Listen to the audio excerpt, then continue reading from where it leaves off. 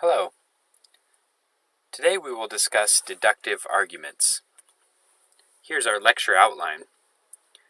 First, we will talk about the difference between truth and logic. Then we will discuss the definition for deductive arguments. And I will give you a few examples. Then we will see some common valid and invalid argument forms. The main point is to define the term deductive argument and point out some common valid deductive argument forms. Truth and logic. Are these good arguments? Only persons have intrinsic moral worth. Fetuses are not persons, so fetuses don't have intrinsic moral worth. That's the first argument. And the second, if a fetus is a person, it has a right to life. A fetus is a person, so it has a right to life. At this point in the lecture, you might want to pause the lecture and jot down some notes regarding whether or not you think these are good arguments. Alright, are these good arguments? In one sense, absolutely, they're both perfect arguments. In what sense am I referring? To what sense am I referring? I'm referring to their structure. I'm referring to the logic of these arguments. Take a look at the first one. It says only persons have intrinsic moral worth.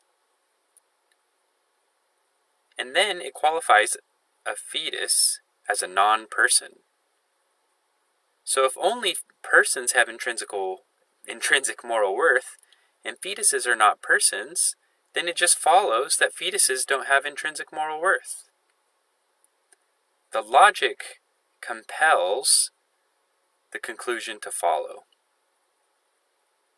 Take a look at the second one. The first premise says that if a fetus is a person, it has a right to life. The second premise says that a fetus, in fact, is a person. Again, logic compels us to accept the conclusion that the fetus has a right to life. Now, as I said, these are both flawless in terms of their logic, but they might not be flawless in some other respect, namely, with respect to whether or not their premises are true. So there's a difference between the truth of the premises in an argument and the argument's logical structure. Suppose that you're pro-choice. Now, if you're pro-choice, you're not going to like that second argument very well. If you're pro-choice, you're not going to like that second argument very well.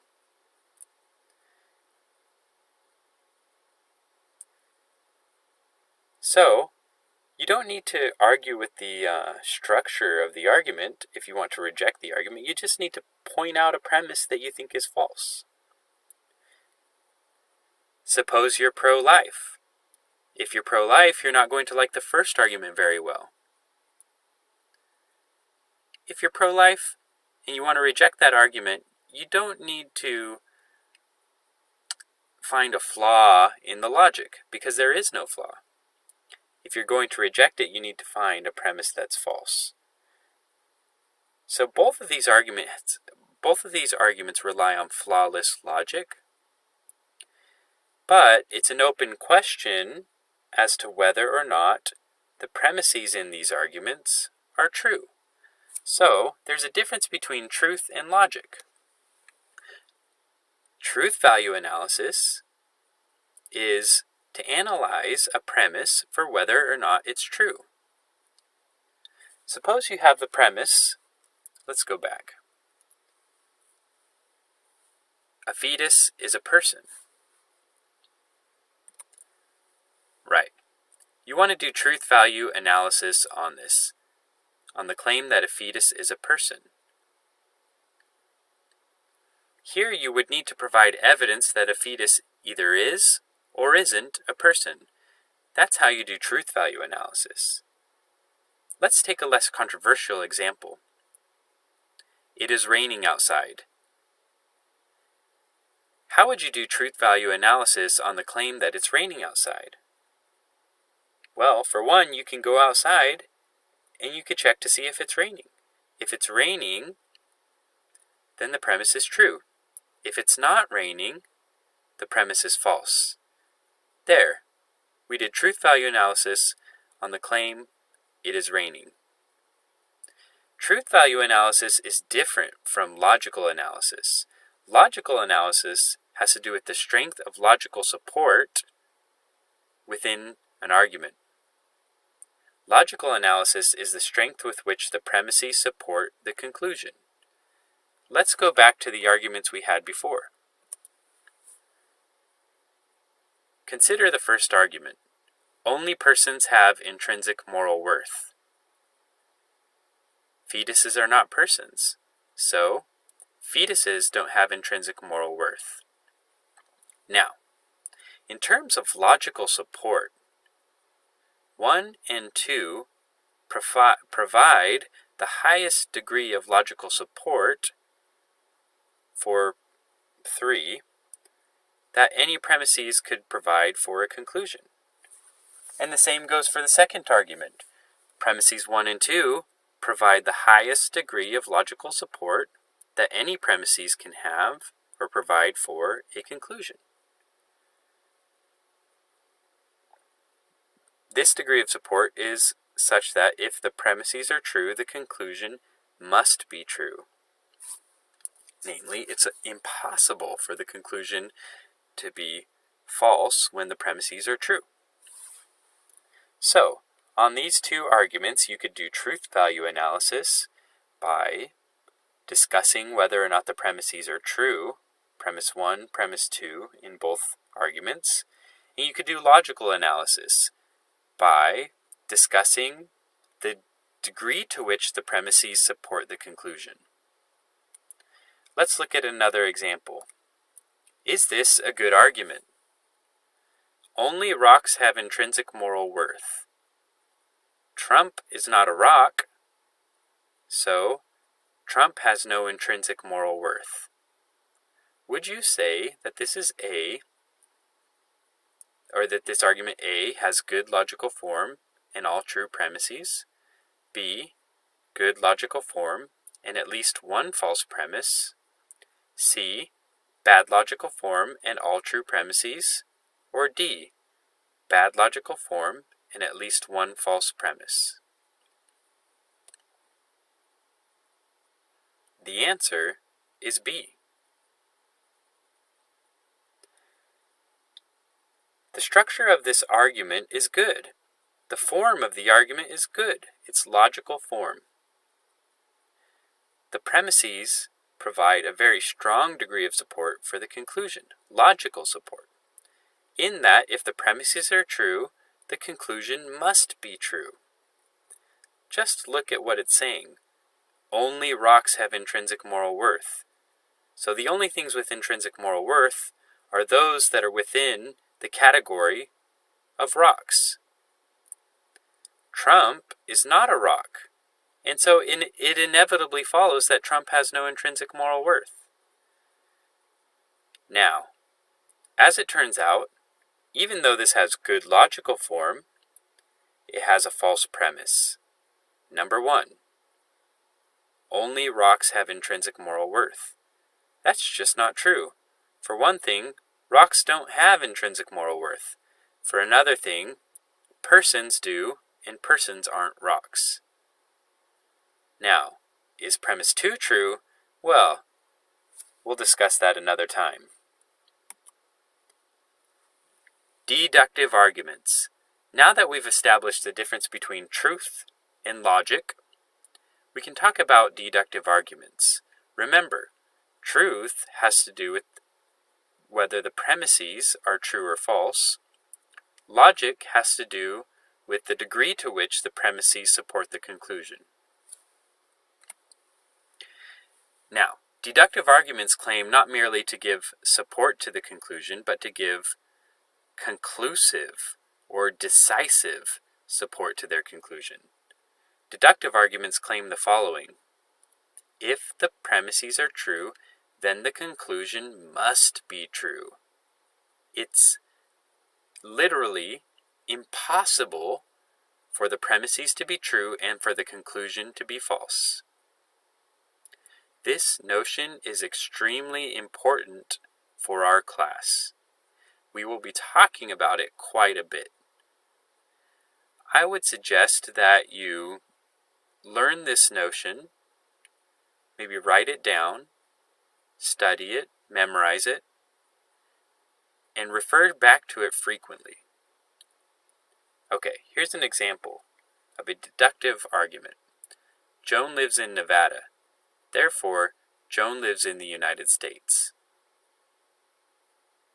In our current context here in the United States, where Nevada is a state within the United States of America,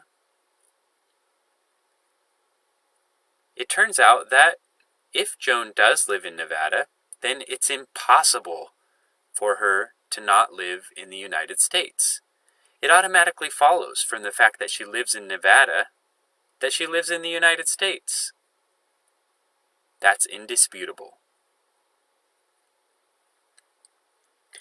So, we can see that the support that the premise provides to the conclusion is conclusive or decisive.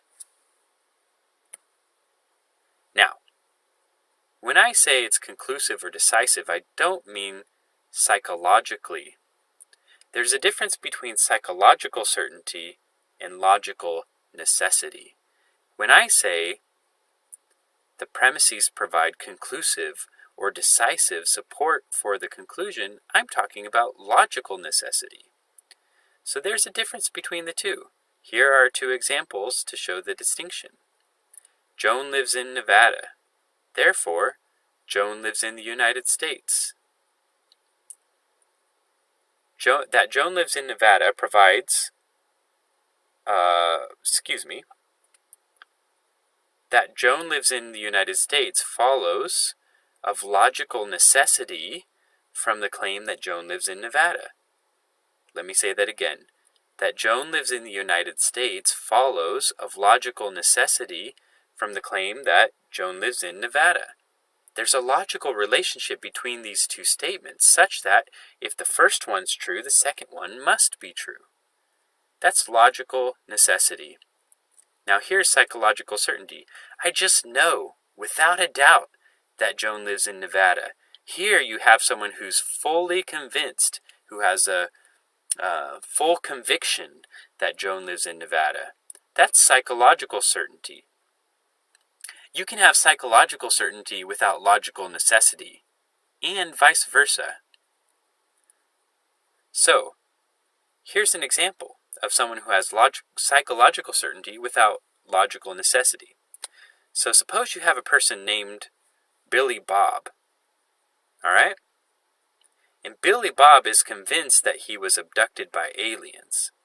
He was driving in his Ford one day in Iowa through the cornfields, and all of a sudden he blacked out. And he woke up 2 hours later in the cornfield, his Ford still running, and he had no clue what happened. Somehow, that event convinced him that he was abducted by aliens. So Billy Bob told all his friends that he was abducted by aliens. Okay. Billy Bob might say this, I just know without a doubt that I was abducted by aliens. That's psychological certainty. But certainly, it doesn't follow of logical necessity that he was abducted by aliens from the circumstances. Maybe he just blacked out. There might be a medical explanation for it. He blacked out, swerved off the road, ran into some corn stalks or whatever, woke up 2 hours later. All right. So Billy Bob has psychological certainty, but the situation doesn't warrant logical necessity. someone might one statement might follow of logical necessity from another statement, and yet the person is not psychologically certain of the statement that follows. Let me give you an example. Joan lives in Nevada, therefore Joan lives in the United States. It follows of logical necessity from the claim that Joan lives in Nevada that Joan lives in the United States. Take Joan. She might know this. She might know that she lives in Nevada. She might know that she lives in the United States, but somehow she's just not psychologically convinced that living in Nevada guarantees that you're living in the United States.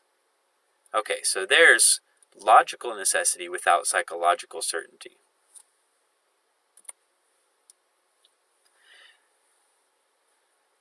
So, deductive arguments can have a couple of different properties. They can be valid or they can be invalid. A valid deductive argument is this: assuming the premises are true, it is impossible for the conclusion to be false. If I were you, I would memorize the definition for valid deductive argument. I would try to understand it as well, which is important, but just memorizing it is a key first step. Assuming the premises are true, it is impossible for the conclusion to be false. Here's an example.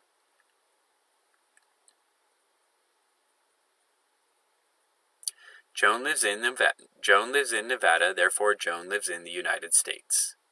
Supposing that we're in our current context where Nevada is a state within the United States of America, if it's true that Joan lives in Nevada, it follows that Joan lives in the United States. An invalid deductive argument is an argument which is such that it is claimed to be deductive and it is possible for the premises to be true and the conclusion to be false. So you have someone who's claiming to give a deductive argument. They're claiming that if the premises are true, it's impossible for the conclusion to be false.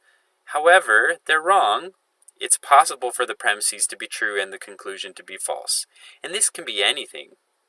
So you might have Joan claiming the following: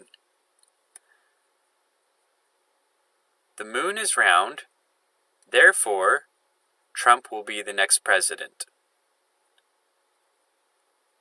If Joan claims that this is a deductive argument, well, she's just given an invalid argument, because it's possible for the moon to be round and for Trump to not be the next president.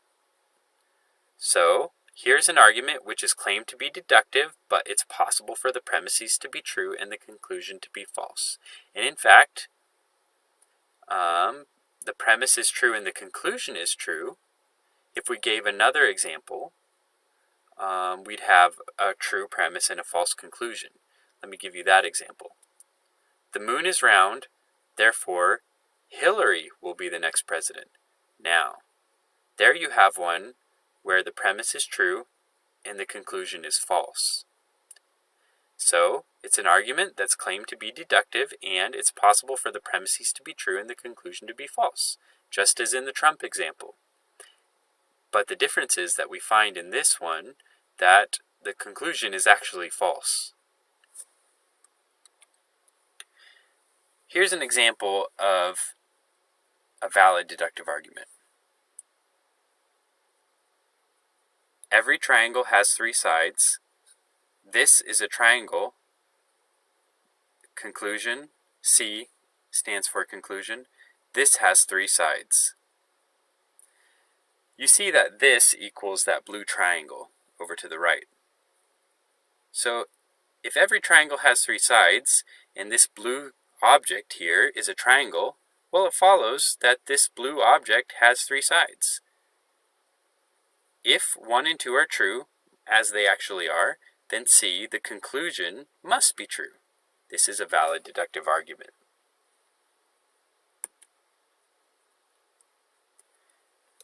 Let's see if you can get the right answer here.